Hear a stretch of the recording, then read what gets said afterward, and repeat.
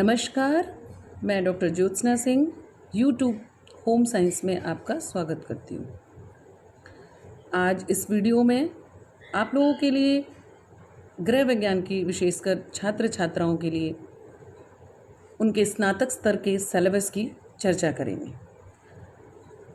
Syllabus की चर्चा इसलिए क्योंकि सिलेबस चेंज हो गया है। इस सत्र से कॉमन सिलेबस करने के लिए, समान पाठ्यक्रम करने के लिए पूरे उत्तर प्रदेश में एक समान पाठ्यक्रम हो, इसके लिए सभी विश्वविद्यालयों को अलग अलग विषय के सिलेबस बनाने की जिम्मेदारी दी गई थी। हमारा home science Bhimrao Ambedkar university ने उसको बनाया है हमारे सिलेबस को, और आज मैं बच्चों के लिए उसी सिलेबस की चर्चा कर रही हूँ।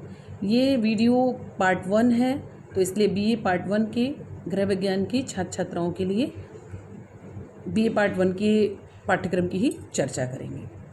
सबसे पहले आपको ये बताना चाहेंगे कि 2 पेपर्स आपको पढ़ने हैं। जैसे पहले पढ़ते थे प्रथम और द्वितीय, फर्स्ट एंड सेकंड, 2 पेपर्स हैं आपके पास। फर्स्ट पेपर की चर्चा करेंगे। फर्स्ट पेपर का नाम है फूड एंड न्यूट्रिशन, मतलब आहार एवं पोषण। दूसरा पेपर है आपका ह्यूमन डेवलपमेंट, मानव विकास। अब आते हैं फर्स्ट पेपर की तरफ, जो है फूड न्यूट्रिशन। इसमें 4 यूनिट हैं आपकी। फर्स्ट यूनिट जो है वो कॉन्सेप्शन ऑफ न्यूट्रिशन है, आपकी स्क्रीन पर भी दिखाई दे रहा होगा। कॉन्सेप्शन ऑफ न्यूट्रिशन यानी कि जो भी पोषण है उसकी जो भी कॉन्सेप्ट हैं, जो भी अवधारणाएं हैं, जो भी विचार हैं, जो भी उस विषय के अंतर्गत आता है, उस सब की चर्चा हम इस पेपर में करेंगे, यूनिट फर्स्ट में करेंगे। इसमें जो न्यूट्रिशन के बारे में है, सबसे पहले हम डेफिनेशन पढ़ेंगे फूड्स की, न्यूट्रिशन की, न्यूट्रिएंट्स की और बैलेंस डाइट की। यानी संतुलित आहार, फूड्स मतलब भोजन, न्यूट्रिशन पोषण, न्यूट्रिएंट्स मतलब पौष्टिक तत्व। इन सब के परिभाषाएं और अर्थ के बारे में हम प्रथम अध्याय में पढ़ेंगे। जो दूसरा सिलेबस का है यूनिट फर्स्ट में ही types of nutrition. Types of nutrition में 3 तरह के होते हैं, जैसे optimum nutrition, over nutrition, under nutrition, यानी अल्प पोषण, अत्यधिक पोषण या सुपोषण यानी अच्छा पोषण जो होता है। तीसरा इसमें लेसन है आपका classification and function of food, आहार का वर्गीकरण और उसके कार्य। ठीक, सेकेंड यूनिट आ गया। जो सेकेंड यूनिट का नाम है आपका वो है nutrients, macro and micro nutrients, classification, sources and functions. इसमें आपको क्या क्या पढ़ना है? इसमें रिकमेंडेड डाइटरी अलाउंसेस, यानी आहार की जो प्रतिदिन की प्रस्तावित मात्रा है, उस पूरी तालिका को आपको जानना है कि किस आयु वर्ग में कितने वजन के लोगों को कितना कैलोरी देना है, कितना प्रोटीन देना चाहिए, कितना आयरन देना है, और विशेष अवस्थाओं में, गर्भावस्था में और धात्री अवस्था में, इन सब में हमें कितनी मात्रा और कैलोरी की, प्रोटीन की बढ़ा देनी होती है। ये सारी चीज़ें आपको रिकमेंडेड डाइटरी अलाउंसेस में पढ़ना है प्रस्ताव। और ये जो प्रस्तावित मात्रा ICMR द्वारा या और भी पोषण संस्थाएं हैं जिनके द्वारा ये दी गई हैं, उसके बारे में डिटेल से जब मैं वीडियो बनाऊंगी तो आप उसमें ज़रूर देखना। नेक्स्ट इसमें है डिफिशियंसी एंड एक्साइज, यानी कि जो पोषण तत्व हैं इनकी कमियों से होने वाले रोग और इनको अधिक खा लेने से, उनका अधिक इंटेक करने से जो भी प्रॉब्लम्स होती हैं, जो अत्यधिकता से जो रोग होते हैं, उनके बारे में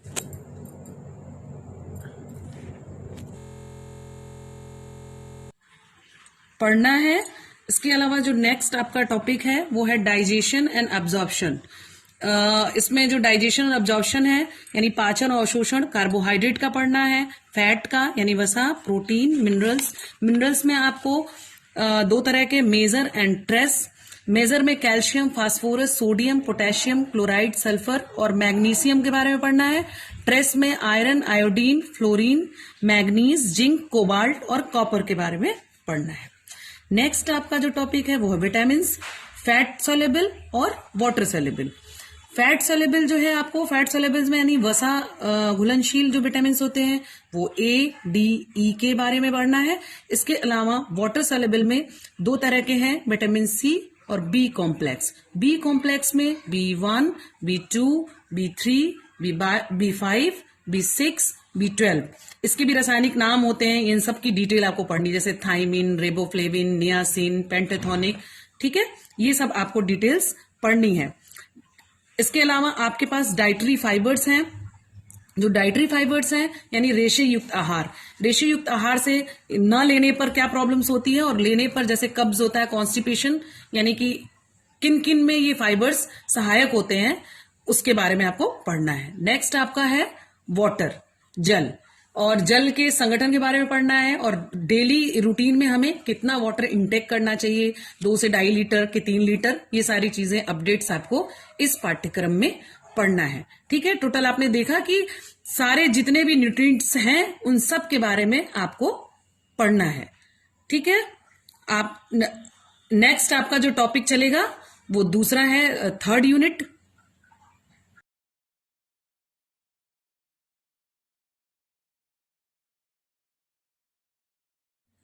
इस यूनिट में आपको जो 3rd यूनिट है इसमें पढ़ना है, जो पहला टॉपिक है वो है basic terminology use in food preparation, यानी भोजन को तैयार करने में यूज होने वाली शब्दावली, जैसे मेल्ट करना, ब्रेक करना, स्प्रेड, लेयर्स, है ना, पिंच करना, पॉर, चॉप, स्लाइस, कट। जो नेक्स्ट टॉपिक है इसी यूनिट में बेसिक फूड ग्रुप्स, यानी जो भी हमारे आधारभूत भोज्य समूह उनके बारे में पढ़ना है। उसके बारे में पढ़ना क्या है, फूड कॉम्पोजिशन, जितने भी फूड स्टफ हैं उनकी composition, nutritional contribution and selection factor for following, यानी जो भी दिए गए आपके भोज्य पदार्थ हैं उन सब के सातों भोज्य समूहों के बारे में आपको डिटेल से पढ़ना है कि उनकी न्यूट्रिटिव वैल्यूज क्या हैं, उनका पोषण में क्या योगदान है। उसमें है पहला सीरियल्स एंड मिलेट्स, यानी कि अनाज और बाजरा, दूसरा है दालें, फ्रूट्स, तीसरा है मिल्क एंड मिल्क प्रोडक्ट, चौथा nuts and oil seeds, 5th है meat, fish and poultry, and next है egg, sugar, condiments and spices. फिर नेक्स्ट टॉपिक इसमें है role of beverages and appetizers in diet. Okay, इसमें आपको 3 तरह के पेय पदार्थ के बारे में पढ़ना है। पहला है स्टिमुलेटिंग यानी उत्तेजक पेय पदार्थ, दूसरा है रिफ्रेशिंग और तीसरा है न्यूट्रिशन ड्रिंक। जो स्टिमुलेटिंग है उसमें उत्तेजक पेय पदार्थों के बारे में पढ़ना है। उत्तेजक पेय पदार्थ कैसे हैं, जैसे चाय है, कॉफी है, वो आपको एक्टिवेट करता है, या मादक द्रव्य पदार्थ हैं। रिफ्रेशिंग जो आपको ताजे पेय पदार्थ जैसे नींबू पानी, और न्यूट्रिशनल का मतलब हुआ पोषक पेय पदार्थ जैसे punches, milk shake, banana shake, इन सब के बारे में आपको डिटेल से पढ़ना है। ओके, आपका सेकंड पेपर है ह्यूमन डेवलपमेंट। इसमें भी 4 यूनिट्स हैं, उन 4 यूनिट्स की फिर यहाँ चर्चा करते हैं। पहला जो यूनिट है उसमें इंट्रोडक्शन ऑफ ह्यूमन डेवलपमेंट, मानव विकास का परिचय पढ़ना है। उस परिचय में आपको जो पहला टॉपिक है वो है definition, needs and scope of child development, यानी मानव विकास, बाल विकास की आवश्यकता, उसके जो भी उसका जो परिभाषा है और उसका स्कोप यानी क्षेत्र, इसके बारे में आपको पढ़ना है। नेक्स्ट इसमें टॉपिक है understanding of growth and development, विकास एवं वृद्धि का अर्थ आपको इसमें पढ़ना है कि दोनों में क्या अंतर है और इन दोनों से आप क्या समझते हैं। थर्ड आपका जो टॉपिक है वो जनरल प्रिंसिपल ऑफ डेवलपमेंट, विकास के जो सामान्य नियम हैं उसके बारे में इसमें पढ़ना है। जो नेक्स्ट टॉपिक है वो है stage of development and developmental task for each stages, जो भी प्रत्येक अवस्थाएं हैं, यानी प्रीनेटल, इन्फेंसीहुड, चाइल्डहुड, एडोलेसेंसहुड, एडल्टहुड में भी अर्ली एडल्टहुड है, यंग एडल्टहुड कह सकते हैं, मिडिल एडल्टहुड और लेट एडल्टहुड एंड एजिंग, यानी कि 61 टू टिल डेथ तक। इन सब अवस्थाओं की विशेषताओं और उसके जो डेवलपमेंटल टास्क हैं उसके बारे में इस टॉपिक पे आपको पढ़ना है। नेक्स्ट आपका जो टॉपिक है वो फैक्टर अफेक्टिंग डेवलपमेंट, बाल विकास को या विकास को प्रभावित करने वाले कारक के बारे में पढ़ना है। यूनिट सेकंड आपका है प्रीनेटल एंड पोस्टनेटल डेवलपमेंट, यानी जन्म के पूर्व काल की अवधि और प्रसवोपरांत जन्म लेने के बाद की, यानी पोस्टनेटल। इसमें क्या क्या पढ़ना है आपको। इसका पहला टॉपिक है इसमें फीमेल रिप्रोडक्टिव सिस्टम, यानी कि स्त्री प्रजनन तंत्र के बारे में, जो उसके आंतरिक अंग की संरचना है उसके बारे में आपको पढ़ना है। नेक्स्ट है डिफाइंड टर्म्स, आपको जो कुछ टर्म्स हैं उसको परिभाषित करना है, जैसे प्यूबेरिटी, वयः संधि। नेक्स्ट आपका है मिनार्च, तीसरा है आपका नेक्स्ट इसमें टॉपिक है ओवेल्यूशन, नेक्स्ट है menstruation cycle, ova, sperm, fertilisation, implantation, conception and menopause. ये सारे आपके टर्म्स हैं जो यूज़ होते हैं फीमेल रिप्रोडक्टिव सिस्टम में। इन सब के बारे में आपको सिस्टम के बारे में पढ़ना है। नेक्स्ट आपका इसमें है स्टेज ऑफ प्रीनेटल डेवलपमेंट, यानी कि जन्म पूर्व की अवस्थाओं के बारे में पढ़ना है। इसमें 3 अवस्थाओं के बारे में हमें पढ़ना है, जाइगोटिक, एम्ब्रॉयनिक एंड लास्ट है स्टेज ऑफ फेटस, यानी कि गर्भस्थ शिशु की अवस्था, बीजावस्था, भ्रूणावस्था और गर्भस्थ शिशु की अवस्था। नेक्स्ट टॉपिक आपका है साइन ऑफ प्रेगनेंसी, यानी कि गर्भावस्था के जो भी लक्षण हैं। नेक्स्ट टॉपिक है आपका कॉम्प्लिकेशंस ऑफ प्रेगनेंसी, यानी कि गर्भावस्था के दौरान जो जो कठिनाइयाँ आती हैं उसमें आपको स्पेशली पढ़ना है जो सिलेबस में है, hyperemesis gravidarum, abortion, anaemia, toxaemia of pregnancy, RH factor. ठीक, नेक्स्ट इसी में आपके इसी यूनिट में है care of the pregnant mother, यानी गर्भवती माता की देखभाल।